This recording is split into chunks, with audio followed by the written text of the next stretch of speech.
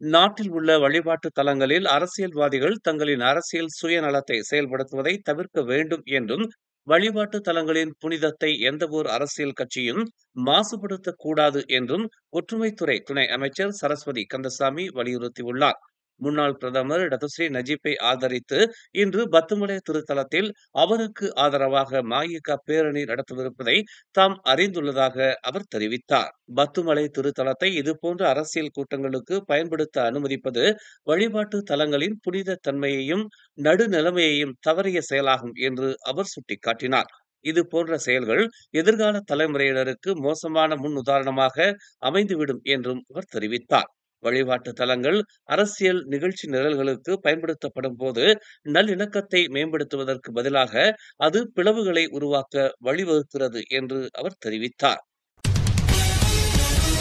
புத்ராஜயா நீதிமன்ற வளாகத்தில் இன்று நடத்த திட்டமிடப்பட்டிருக்கும் நஜீப் ஆதரவு பேரணியில் கலந்து கொள்ள வேண்டாம் என்று அனைத்து அம்னோ உறுப்பினர்களையும் கட்சித் தலைவர் டத்துஸ்ரீ அஹ்மத் ஜாகிர் ஹமீடி கடுமையாக எச்சரித்துள்ளார். அப்படி பேரணியில் கட்சி உறுப்பினர்களில் யாராவது கலந்து கொள்வார்களே ஆனால் அது அவர்களின் தனிப்பட்ட முடிவாகவே இருக்கும் என்றும், அத்தகைய பேரணியை நடத்த போலீசார் அனுமதி அளிக்கவில்லை என்றும் துணை பிரதமருமான ஜாகிர் தெரிவித்தார்.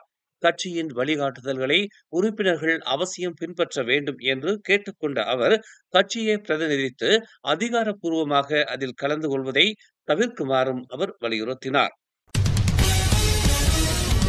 கோலாலம்பூரில் பாலஸ்தீனர்கள் தற்காலிகமாக தங்க வைக்கப்பட்டுள்ள விஸ்மா டிரான்சிட் கட்டடத்தில் நேற்று முன்தினம் மாலையில் கலவரம் நடைபெற்றிருப்பதை ஆயுதப்படையினர் உறுதிப்படுத்தியுள்ளனர். தங்களை தாய்நாட்டுக்கு திருப்பி அனுப்ப கோரி மாலை 5 மணி அளவில் அவர்கள் கலகத்தில் ஈடுபட்டதாக ஆயுதப்படையினர் நேற்று வெளியிட்டுள்ள அறிக்கை ஒன்றில் குறிப்பிட்டுள்ளனர். புத்ராஜயாவில் உள்ள நீதிமன்ற வளாகத்தில் இன்று திங்கட்கிழமை நடத்துவதாக திட்டமிடப்பட்டுள்ள நஜீப் ஆதரவு பேரணியில் கலந்து கொள்வோருக்கு எதிராக கடுமையான நடவடிக்கை எடுக்கப்படும் என்று புத்ராஜயா போலீசார் எச்சரித்துள்ளனர்.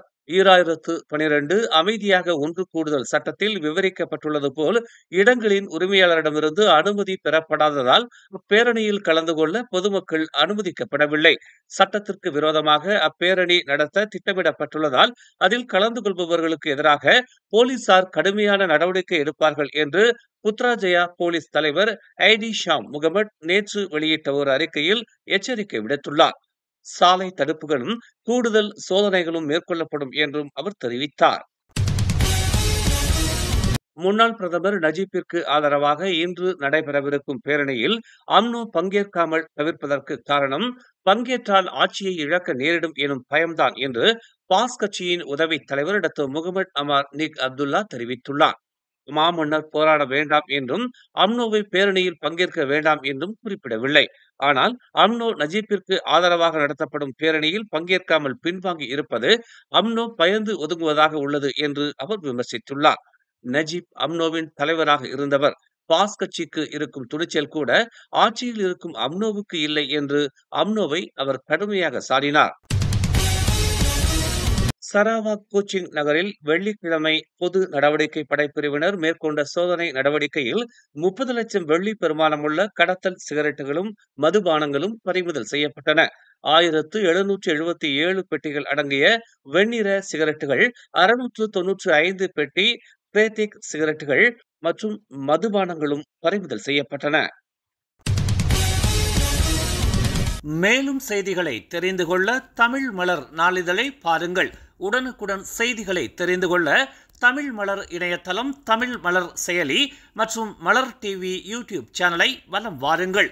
எங்களோடு இணைந்திருக்க மலர் டிவியை பதிவு செய்து கொள்ளுங்கள். உறவுகள் மகிழ்ந்திட விருப்பம் மற்றும் பகிர்வு சேவையை சொடுக்கிடுங்கள்.